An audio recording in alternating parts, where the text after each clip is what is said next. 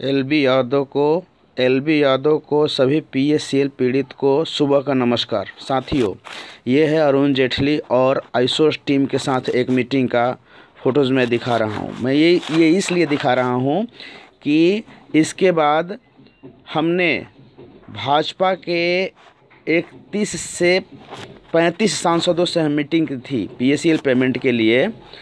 और मैं एक चीज़ और, हम अगले साल 31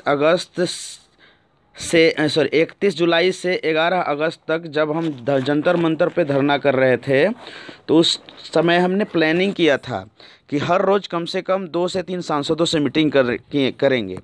और ऐसे किए और बहुत सारे सांसद हमारे घटनास्थल धरना स्थल पे आए और बहुत सारा आश्वासन देकर गए। साथियों, मैं ये बात बताना चाह रहा हूँ कि भाजपा ने करीब 50 सांसदों ने हमें इसके लिए सकारात्मक बातें कही, लेकिन किया किसी ने नहीं। तब हमने एक फ़ैसला किया था कि भाजपा यदि चाहती तो हमारी पेमेंट कर लेगी। उसमें मोहिंद्र पाल जी भी थे और एक निर्णय लिया गया था कि हम कांग्रेस को चाहेंगे कि हमारे मुद्दे को मुख्य मुद्दा बनाया।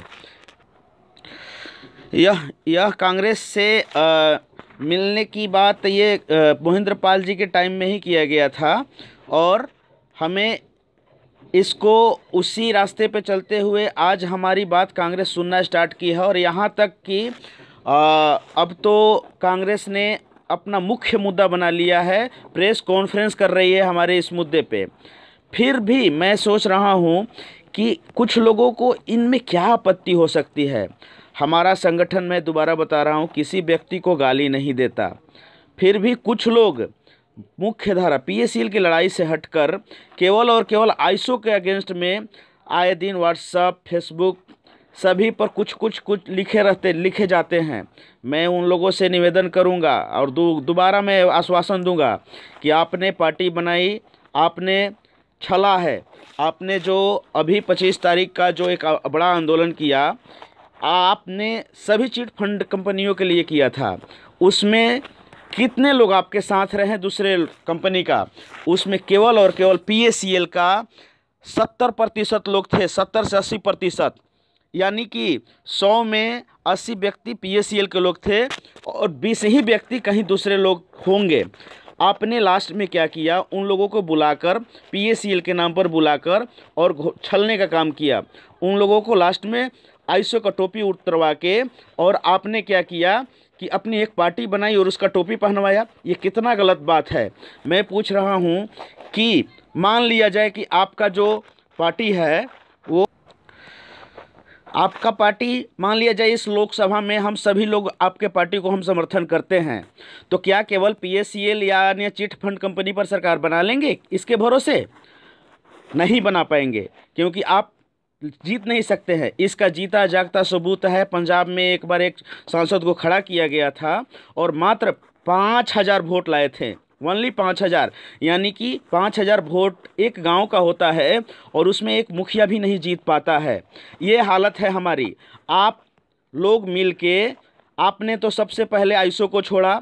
आइसो को छोड़ने के बाद अलग अलग बहुत सारे संगठन बनाए। संगठन बना के और लोगों को बोले, हर राज्यों में बोले कि आप संगठन बनाओ, कैसो आइसो को कमज़ोर करो। यानी आइसो को कमज़ोर करना, यानी पीएससीएल की लड़ाई को कमज़ोर करना।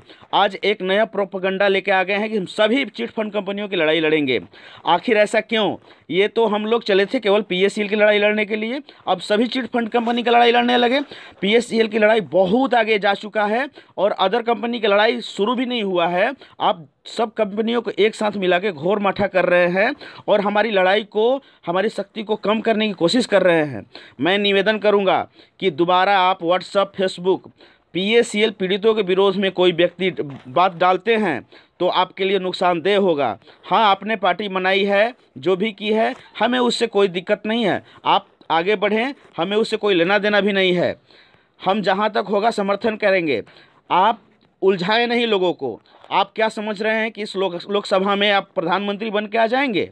मैं शुभकामना करता हूं कि आप प्रधानमंत्री बन के आ जाएं, लेकिन ये दिमाग में, ये जो पीएससीएल पीड़ित हैं ये मूर्ख नहीं है। ये सब लोग जान रहे हैं कि आपकी मंशा क्या है।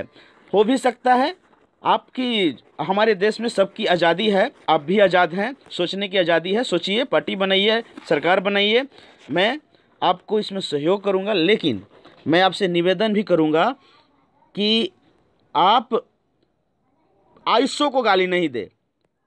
आईएसओ पीएससीएल पीड़ितों का एक सोच है, संगठन नहीं सोच है, क्योंकि आईएसओ नहीं था, पीएससीएल पीड़ित थे। मुझे वो दिन बहुत अच्छा से याद है जब हम सुप्रीम कोर्ट में केस जीते थे, हमारे पीएससीएल पीड़ित सुप्रीम कोर्ट में केस जीते थे, उसका ये न्यूज़पेपर है।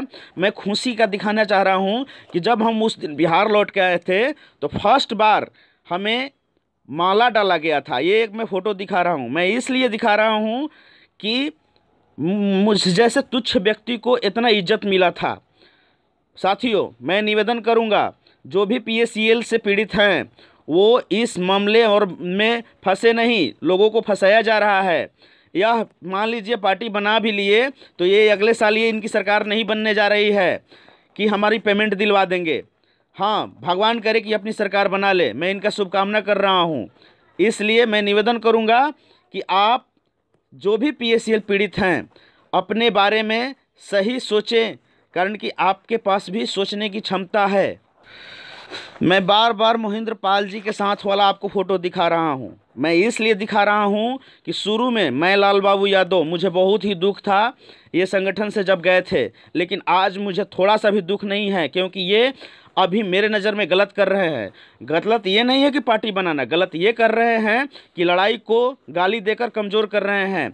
आप जान रहे हैं कि यहाँ सब कोई लड़ रहा है, कोई पेमेंट और किसी का वेतन नहीं मिल रहा है, अपना टाइम निकाल के लड़ाई लड़ रहा है।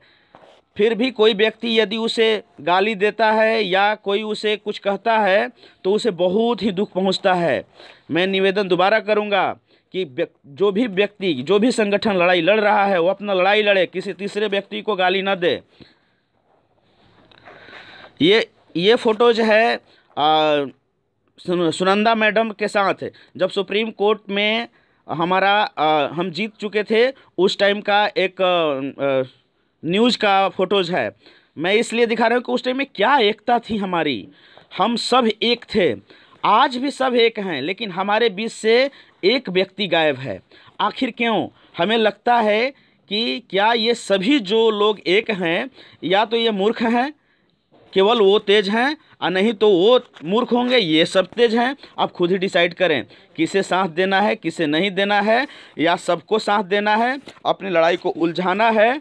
मैं साथियों एक बार दोबारा मैं खुल के बोलूँगा, कांग्रेस पार्टी ने हमारी मुद्दा को मुख्य मुद्दा बनाई है और यहाँ तक कि प्रेस कॉन्फ्रेंस कर रही है।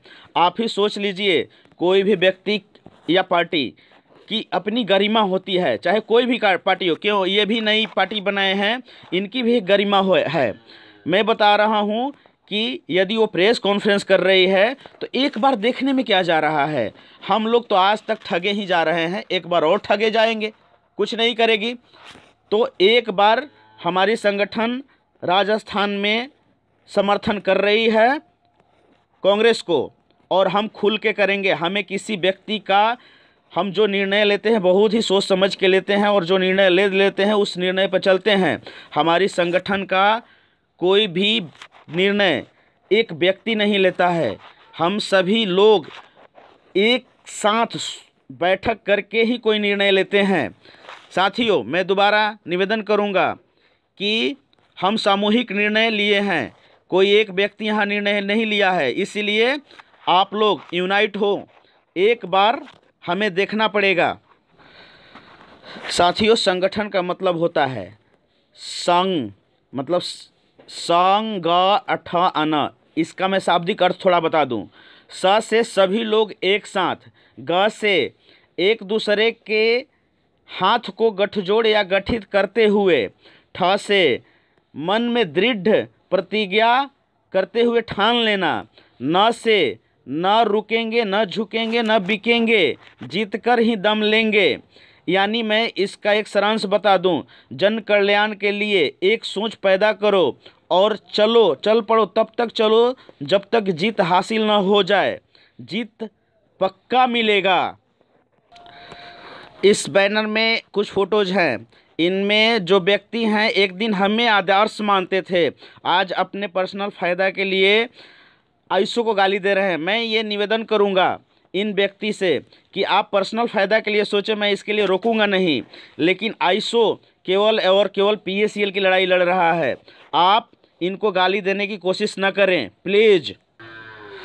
आपको मैं जितना बैनर पोस्टर दिखाया उसमें बाकी लोग सब एक साथ है और एक आदमी गायब है। इसका कारण हमें चाहिए, आप बताइए क्यों गायब है, वो कारण हमें बताएं। इसी के साथ मैं एक विवेकानंद जी का वाणी है, मैं आपको थोड़ा सा पढ़ लूँ और इस मैं वीडियो को विराम दूँ। याद रखना अक्सर वही लोग हम पे उंगली उठाते हैं जिनकी हमें छूने की औकात नहीं होती। इसी के साथ मैं वाणी को विराम देता हूँ। जय हिंद, जय आयुषो, जय संघर्ष।